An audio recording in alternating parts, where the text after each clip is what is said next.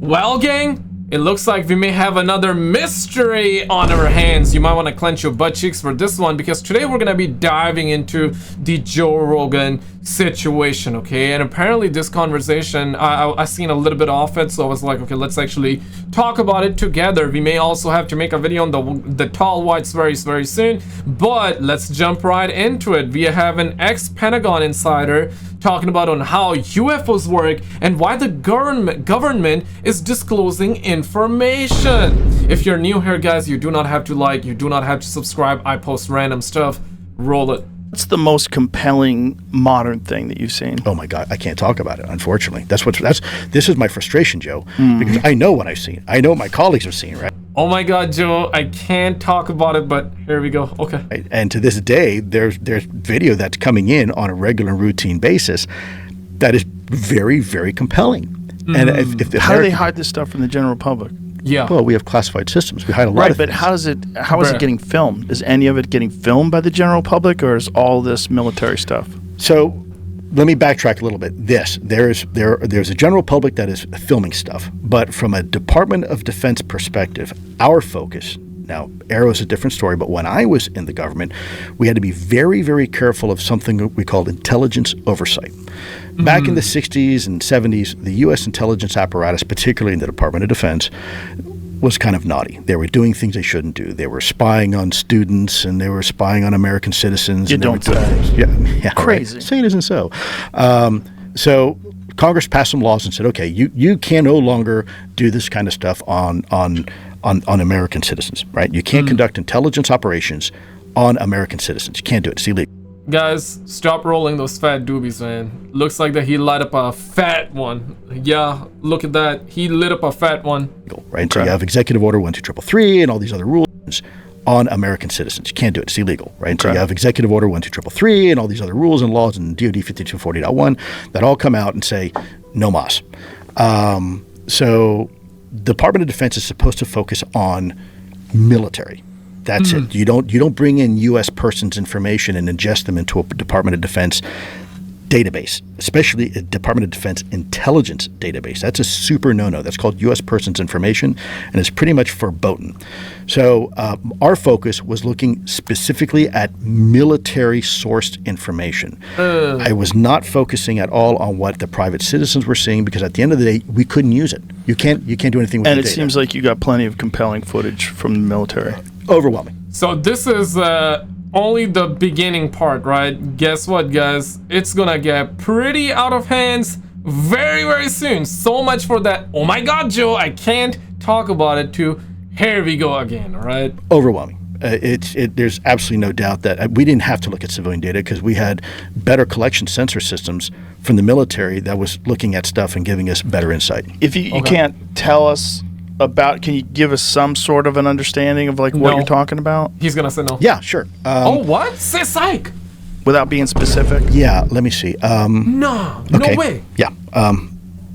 Making it up, there is a video, high-resolution video of, I can't say what platform it was taken from. I can't say where it was taken from. Okay. But an object that, do you know how large an offshore oil derrick is? They're huge, right? Yeah. They're like almost like a small city, right? They're like one city block. They're huge. They're enormous things. Say it ain't There so. is a video that shows one of these objects underwater that goes by.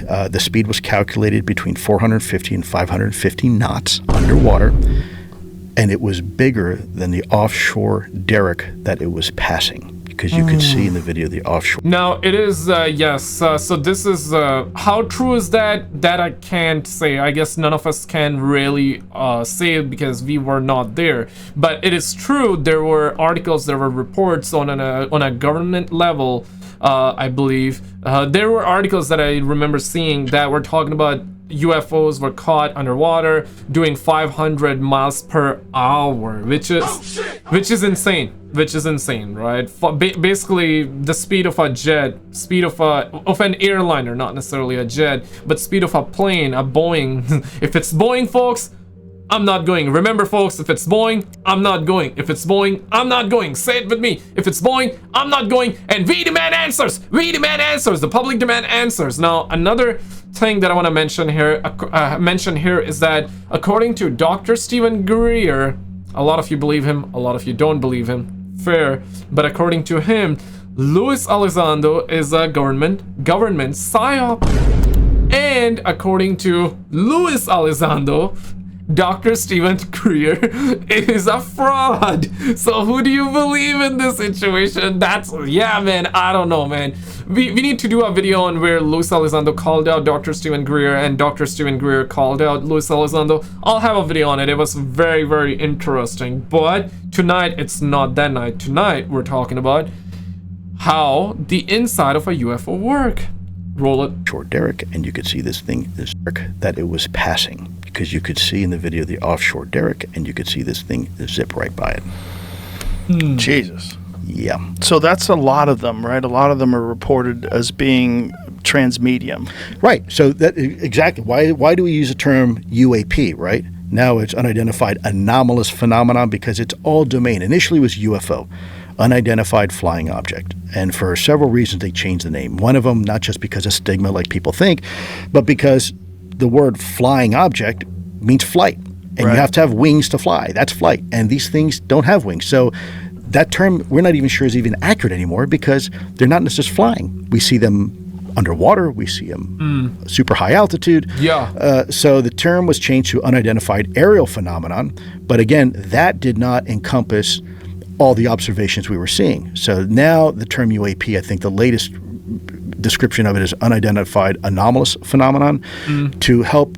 Not now, it has been for ages. Let's be real, like, bruh. But it seems like that based off of what I'm getting is that these UFOs, these twats, these alien twats, these bozos, they can get into like any place. They can get down to any place, holes, cracks, pause. Unpause, let's click resume. Describe this multi-domain or transmedium characteristic that we are beginning to see and record that these things can do. And that is, I'm going to, if I can digress for a second, because that's super important, Joe. We have transmedium vehicles, right? We have things like seaplanes, and it's a plane and it can float on water. But let's face it, a seaplane is neither a really good plane or a really good boat, because it's a compromise. It's a design compromise between an object that you want to perform in the air and in the sea. And that's why it's neither really good at both. Okay. Same thing with, for example, the space shuttle. It goes out into space and it can glide down, but it's not a very good airplane, comes down like a brick, you know, because there's design compromises and performance compromises. But what we are seeing doesn't have any of that attributable compromise. It's not, these objects aren't slowing down. They're not changing their performance capabilities. They can do the same thing that we're seeing in the air and possibly in space and even underwater. So that is a fundamentally different type of technology than we are used to dealing with. Is the assumption that they are doing something with space-time and gravity around them, rather than using something like a jet propulsion engine that blasts fire out the back and it makes it go fast forward? Right. That they're doing something that alters the gravity around them. Yeah. So, and that's why they can go through everything. Yeah. So we had some of the best scientists on the team. Folks like Dr. Hal Puthoff and some other folks that I'm not allowed to say their names, Dr. Eric Davis and some others. That not allowed to say their name, ends up saying two of them. I don't know, man. I just don't know, man. But here's the thing. When are we going to get disclosure? It's something that we hear about it consistently, and we hear about it constantly and consistently. And now more than ever that it is coming, that it's going to happen this year. Okay, didn't happen this year, right? Then next year. We have been hearing this for how many years? 80 plus years. We demand answers. The public demand answers. When are we going to get the truth? No, seriously. When are we going to get the truth? Are we actually going to get the truth? Are we going to get some truth with lies mixed in? Or is it going to be, hey, you know, they exist, and then it's like we get nothing, or hey, they don't exist and we get nothing? what, when, and how, and where? Or, you know what I'm saying? To be specific though, when are we gonna get it? When are we gonna get it? It seems like that every time we get something, and then it's like a nothing burger, and then they follow up by saying that, yeah, wait a couple of months, and right now the new narrative is that we're gonna be getting it this year, by the end of it at least. And they are also saying that disclosure has begun, and it has begun ever since 2017, the very first UFO video that they revealed. I'm talking about the Pentagon, like very first video they revealed on an official level, on a government level, which was that UFO, you know, a couple of fighter jets start chasing. They're saying, look at that thing, look at that, oh my gosh, you know, those terms, those words, we heard them a million times over, right? So that was the very first official government video. But UFOs have existed for thousands and thousands of years. People have recorded them for decades, and we've had videos for, I mean, yeah, right? So it's nothing new apparently, but it was the start, and they're saying that was the, you know, beginning of the disclosure. And recently we got that X-shaped UFO that was part of it as well, and now they're accelerating, and they're saying that in the coming months they're going to be giving us more. So either this is really a disclosure and we're getting like the breadcrumbs, they don't want to blow all their load at once, pause, they don't want to blow it, they want to give us like the smaller breadcrumbs, because apparently according to them we cannot handle the truth. We can, but you cannot handle the truth. That's what they're trying to say. Maybe it is true. Maybe the truth is darker than what you and I can imagine. Maybe it is true. Maybe that's part of the reason why. Or maybe it's a simple reason. Hey, they don't want China finding out. They don't want Russia finding out. They don't want like other adversaries finding out. They want to be the first one to master. Same goes for Russia. Same goes for China. They want to master before US gets to master. Or, you know, US be like, hey, we want to master anti-gravity before Russia and Russia and China gets to master. But according to Dr. Stephen Greer, whether you want to believe it or not, he claims that, hey, we have mastered anti-gravity for ages, for decades already. So what is this? What is it about? Why the secrecy? Is it because, hey, once they reveal it, there are gonna be more questions, which is true, there's gonna be more questions, but is it that they are just trying to burn the fossil fuels first, so make money with them? I don't know, man. And pollute the planet more? I don't know. What are your thoughts? I want to have that discussion with you too. Roll it. That we're doing the calculations, mathematical calculations on how this is possible, and the consensus was by the scientists, not me, because I'm not a physics expert, I'm not a astrophysicist. They were saying that, so let me back up here. Initially, the government for years was trying to identify the different exotic technologies that could explain the different performance characteristics. And it was during the ATIP years that the scientists had this consensus that if you had one type of technology, if you could do one thing, all these other observables now become possible. Kind of think of like a unifying theory. And so if you had the ability to create this bubble around you in a localized area that insulated you from the effects of Earth's gravity. Now, what is gravity? People think that, you know, when I drop my glasses, that's gravity. That's not gravity. That's an effect of gravity. Gravity is the warping of space-time. And that's important because people don't, you hear the term thrown around a lot, but they don't realize that space and time are actually connected. They are one and the same. They're opposite sides, if you will, of the same coin. And so you can't have one without the other. And so you have this ability to create a bubble around you that insulates you from the warping of space-time, let's say in this case Earth's gravity or something like that.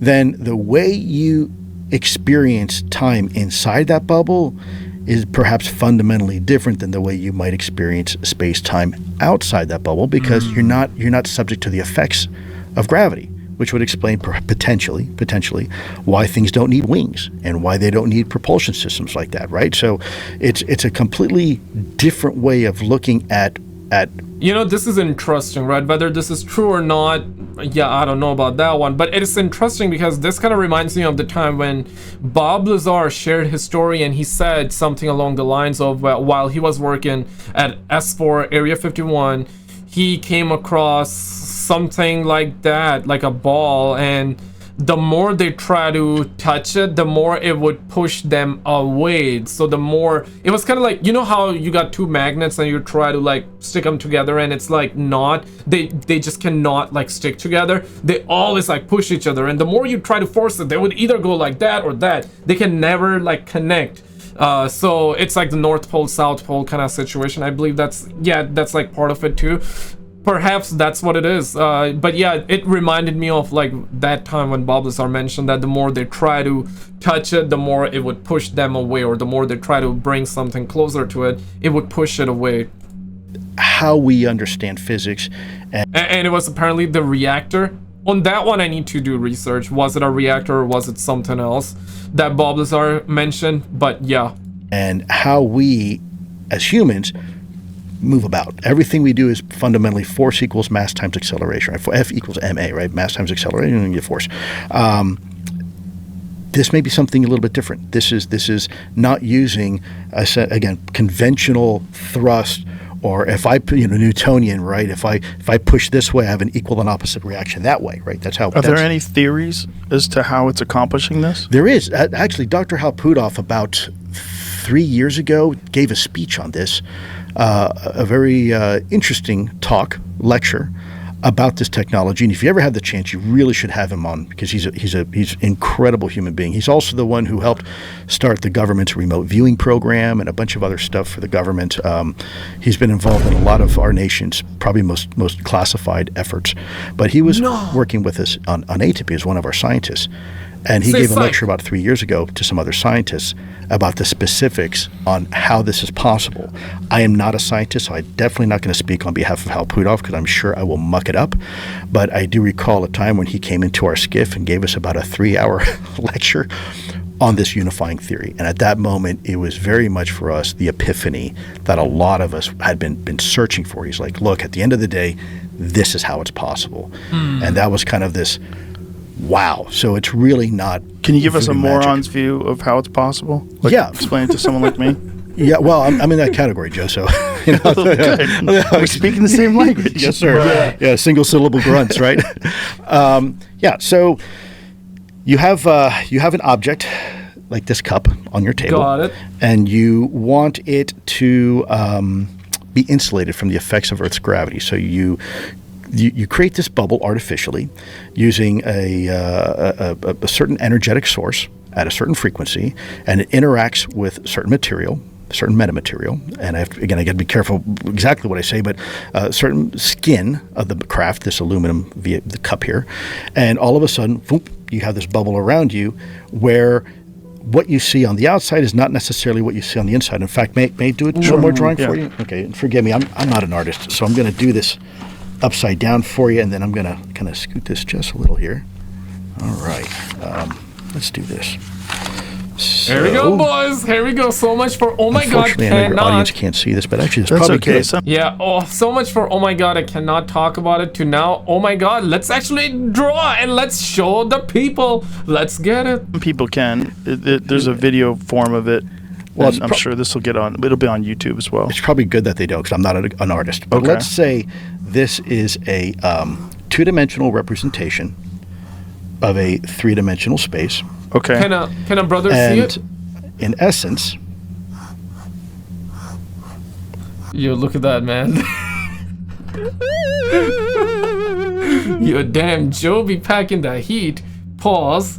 So what you've done is essentially you created a three-dimensional looking grid stacked. It looked like stacked boxes on top of each other. Yeah, right. And so you have location A and location B. Mm-hmm. And let's say I go from Los Angeles to Baltimore. Okay. And it takes me 5 hours to fly at 500 miles an hour. That's a function of distance over time. And in essence, you can mark that linearly like this. So I fly, it takes me 5 hours, there I am. Okay. If you had the ability to compress space-time, and not a lot, just a little bit, and you were able to He's gonna put allow these points to be a little Yeah. closer together. Now, in essence, what took you, let's say, 5 hours and 500 miles an hour to do it, It's like he's you gonna put can do it in pencil 1 inside, hour. yeah. And 1 you can hour. do it in much less time. But to the observer outside, because we're still in the same universe, we would see something like that. We would see this incredible hopscotching ability to, if you will, take a shortcut through space-time. And so what would appear to be instantaneous acceleration, hypersonic velocity, and other things, now becomes a reality. And so that is fundamentally what these scientists had discovered. And so it seems like science fiction, but when you understand the mathematics and some of the theorem that they've proposed, a lot of these other observables become possible. So these are essentially just theoretical explanations of how these things travel. are moving. Yeah, and I'm not a scientist. I want to be understand. very careful. I don't want to misrepresent anything. There's a whole lot of other stuff that if you can do that, all of a sudden now makes sense and may describe the observations that people are seeing and why they're kind of hard to see and they seem obscure. Right. And so It's also claimed, right? Or this may be a lot of people's assumption, but I see people commenting and all that. Why are the UFO videos blurry? Even when the video quality is good or the camera is good, right? Yeah, I'm not talking about like the actual blurry videos, but there are videos on the internet where, people are recording it with high quality, they zoom on it, and then the UFO is a little blurry. Not necessarily that the quality is blurry, but more like, is there like something around the UFO which is making it blurry? Right? Or perhaps that blurriness that we see is perhaps the anti-gravity technology kicking in and making sure it stays afloat. Perhaps it's that, or perhaps it's something else that we just do not understand. Now, there have been cases where we do see clear videos of UFOs too. They're very few in between, but there have been some UFO videos that have been captured by high quality cameras and have no blurry mist around it. So there have been cases like that, but it's very few. I think from a governmental perspective, that it was kind of a revelatory moment for the folks in our program. So they realized one of the reasons why these things are weird looking is because they're creating. You want a light? Do you mind? I'm sorry. Yeah, take this. Thank you. So Don't be rolling those doobies, fellas. the back thing, the other side. Push The that back down. thing. There you go. Bam. There you go. Lighting up a doobie, man. Lighting up a doobie. Thank you very much. No problem. So how much of this is theoretical and how much of this is observed from recovered vehicles? I am not allowed to talk about what the government may or may not have in its possession, other than that so I went through a very lengthy Pentagon review process. Recently, I wrote, I won't talk about it here, but I wrote something, and I had to go through Pentagon to have a review process, and it took almost a year. In this thing I wrote, I talk about up to the part I can talk about, and they approved for me to talk about up to that point. When it comes to what the government may or may not have in its possession, all I can simply say is that there is very compelling evidence to suggest that the U.S. government is in absolute possession of exotic material that is not made by humans. Now, beyond that... Now, Pentagon has, and we talked about it previously, and I showed you guys the articles as well. Pentagon has confirmed that they do have acquired or have possession of unearthly vehicles not made on this planet. They have said that during the Rona situation, and nobody cares. Like, bro, no, I mean, of course you do, right? You're here, you do. But I'm talking generally, like, nobody cared about it when they said that. Insanity, man. Insanity that we're having these conversations and they have said that, but it's like, who cares? Who cares, man? I can't really expound upon. I haven't been given permission to talk about it. Right. But what I can say is what I've already said for the record, which has been approved by the Pentagon. I won't get in trouble by saying it. real quick, the Pentagon has reportedly found off-world vehicles not made on this Earth. This is what I was talking about. So they reported back in 2020, July. Is that we are, there's very compelling data to suggest that we are in possession of. Why is the Pentagon teasing us? Why do they tell you? Why are they allowing you to say we are in possession of something that was not made by human beings, but not allowed to elaborate, not allowed to show these very compelling videos that you're talking about that you've seen? I don't. Well, two reasons. I don't think they have a choice. I think with now the introduction of cell phones and marine cameras, the cat's out of the bag. It's the worst kept secret at this point. Two, there is a faction, unlike before in the Cold War. I believe there's a faction of people inside the government that do want this conversation to occur. But equally, there's still a faction of people that are very mad with me.